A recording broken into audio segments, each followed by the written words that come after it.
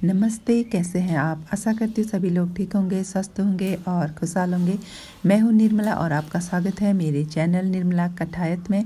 तो सुबह मैंने सोच लिया था कि आज तो इन गमलों की थोड़ी भर गुड़ाई मैंने करनी है। पानी मैंने पहले ही दिन डाल दिया हुआ था, तो इन गमलों में पानी तो मैं डालती रहती हूँ, पर गुड़ाई नहीं की हुई थी, बहुत दिन हो गए थे। और जो छटाई होती है, जैसे कि पुराने जो यहाँ पर पत्ते सूख जाते हैं उनको निकालना, ये सब ये पान का पौधा है, तो इन सब को मैं कट करके निकाल रही थी और इस तरह से थोड़ा थोड़ा करके इसको खुदाई भी कर रही थी। गोबर तो यहाँ पे है नहीं, पर मैंने मिट्टी ही इन गमलों में डाल रखी है। और ये वाला प्लांट भी काफ़ी अच्छा हो गया है। मैं घर जाने से पहले इसको लगा के गई हुई थी और उसके बाद सीढ़ियों की सफाई भी चलो कर ही देते हैं। साथ साथ में मिट्टी गिर जाती है और रो मिट्टी हो भी जाती है इन सीढ़ियों में, तो सफाई कर लेते हैं एक बार। और रोज़ तो नहीं करती मैं सीढ़ियों की सफाई, पर एक दिन छोड़ के कर ही लेते हैं, या मैं या मेरी बगल वाली, हम मिलके ही सीढ़ियों की सफाई करते हैं।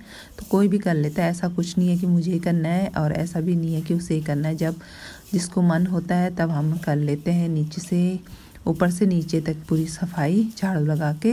तो इन गमलों के नीचे ना मिट्टी हो ही जाती है, क्योंकि ऊपर से पानी डालते हैं तो नीचे मिट्टी बैठ जाती है और वो सूख जाती है, तो पूरा मिट्टी मिट्टी हो जाता है। तो चलिए पहले इसकी सफाई कर लेते हैं। और मैंने जो कटाई छटाई करके आज तो ज़्यादा ही निकला हुआ है, टहनियाँ जो मैंने कट करके निकाल रखी हैं वो भी। और ये गमले पहले मैंने बरामदे में रखे थे, पर घर जाने से पहले मैंने यहाँ पर रख दिए थे, क्योंकि बगल वाली पानी डाल देगी करके। तो अभी मैं सोच रही हूँ कि इसको ऊपर के ले जाऊँ, नीचे ही रखे रहती हूँ। और फिर उसके बाद मैं खेत में आ गई थी। हवा देखो कितनी अच्छी चल रही है, काफ़ी आजकल मौसम अच्छा है और ठंडियों की सब्जी ही मैं लगाऊंगी, पर हमें सफाई तो करना ही है। पीछे साइड हम सफाई करते हैं, तो यहाँ पर पहले मैंने सब्जी लगा रखी थी तो पूरी सफाई हो जाती थी, पर 2 महीने में घर में थी तो मैंने कुछ नहीं लगाया था इस बार। पर यहाँ पे थोड़ी बहुत सब्जी फिर भी हो रखी है। और पपीता उस टाइम पे बहुत लगा था, पर इस टाइम पे ये पूरा पेड़ ही ख़राब हो चुका है। ऊपर से जो अमरूद गिरते हैं ना, उसके वजह से मुझे लगता है यहाँ पर चूहे बहुत ज़्यादा हो चुके हैं और पूरे खेत में खड्डे खड्डे हो रखे हैं। तो इस सब की पूरी सफाई मैंने कर ली है। किसी दिन मौसम अच्छा रहेगा तो फिर मैं उस दिन यहाँ पे कुछ ना कुछ लगा लूँगी। और सर्दियों की सब्ज़ी तो अभी नहीं लगा सकती, क्योंकि बारिश हो रही है तो ख़राब हो ही जाएगी, तो उससे पहले थोड़ी बहुत सफाई कर लेते हैं। तो फिर उसके सामने पे मैं आ गई थी। यहाँ पे मैंने सोचा था कुछ मीठा बना के रख लूँ। आप भी सोचते हो कि कितना मीठा बनाती है। हाँ, हमारे घर पे मीठा ज़्यादा ही खाया जाता है और कुछ ना कुछ खाने के बाद चाहिए होता है, इसलिए भी। तो यहाँ पर चावल का आटा मेरे पास था ही, तो मैंने यहाँ पर 1.5 कप के बराबर पानी लिया, उसमें थोड़ा सा दूध ऐड किया है और 1 कप यहाँ पर लिया है चीनी। मैं बना रही हूँ आज बिहार स्पेशल अनरसा, तो इसको स्टोर करके भी रख सकते हैं और कभी भी खा सकते हैं। तो चावल का आटा मैंने 1.5 कप डाल लिया था और उस गर्म पानी में मैंने इसको मिक्स कर लिया है। अब इसको सबको मिक्स करने के बाद हमें किसी बर्तन में इसको निकाल लेना है और यहाँ पर सॉफ्ट सा मैं फिर आटा लगा लूँगी। अभी गर्म है तो मैं इसको फटाफट से निकाल लेती हूँ और एक कटोरी के सहायता से इसको गूँध लूँगी, क्योंकि गर्म है। हाथ तो अभी लगाएंगे तो वो जलने का है, मतलब टच ही नहीं हो रहा है, इतना ज़्यादा गर्म है। तो यहाँ पर मैंने एक कटोरी ले ली है और उसी से मैं इसमें अब इस तरह से करूँगी, जिससे कि अच्छे से सॉफ्ट हो जाए।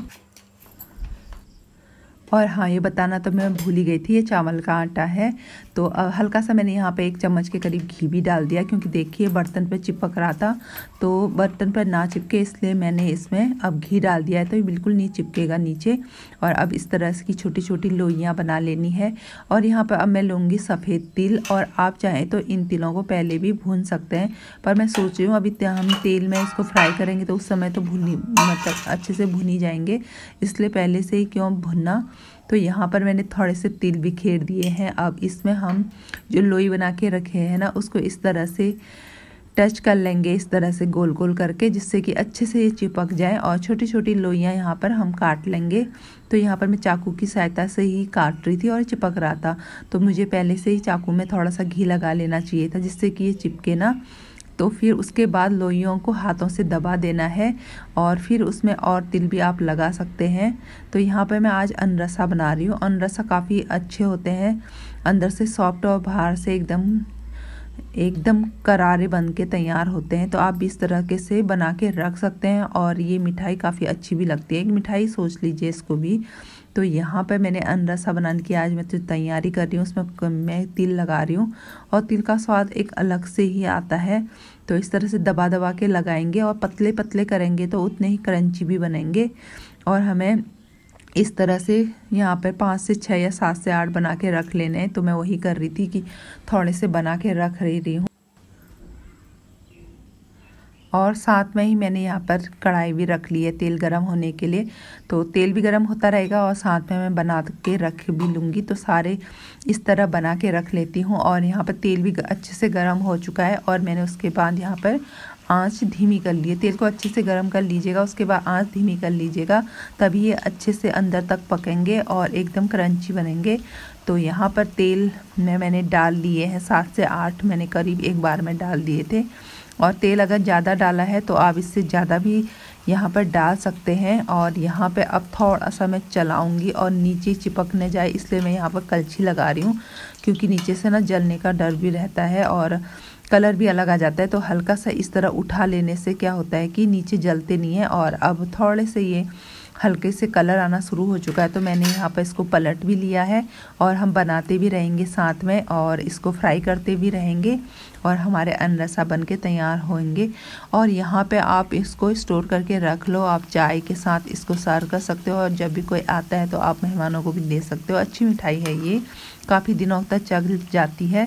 तो यहाँ पर देखिए मैंने पतले पतले से बना रखे हैं तो एकदम क्रंची बन रहे हैं और ये फूलना भी शुरू हो चुके हैं। और ये अंदर से एकदम सॉफ्ट बनेंगे, बाहर से एकदम क्रिस्पी बनेंगे।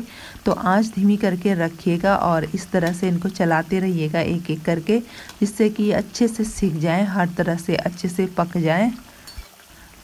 ऐसा नहीं है कि आप त्योहारों पर इन चीज़ों को बनाएं, आप बना के स्टोर करके रख भी सकते हैं और कभी भी आप अगर खाना चाहें तो इन चीज़ों को खा सकते हैं।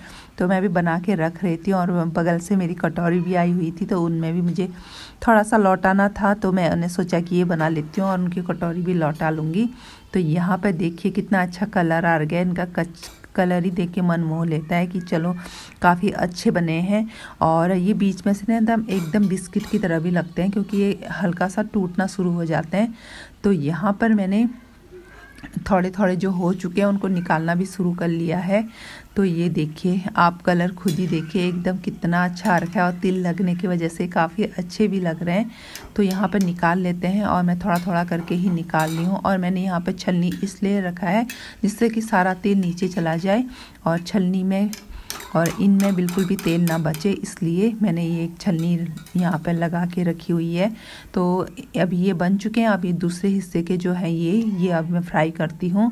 तो आप भी अगर आपको अच्छा लगी हुई है रेसिपी ज़रूर ट्राई कीजिए। बहुत ही सिंपल रेसिपी है, घर में चावल का आटा रहता ही है, तिल भी रहते ही हैं। तो आप अपने लिए और अपने बच्चों के लिए बना सकते हैं, घर पर इस तरह का आइटम बना के रख सकते हैं और त्योहारों में खा सकते हैं, रौनक बढ़ा सकते हैं। और घर की चीज़ें तो काफ़ी स्वादिष्ट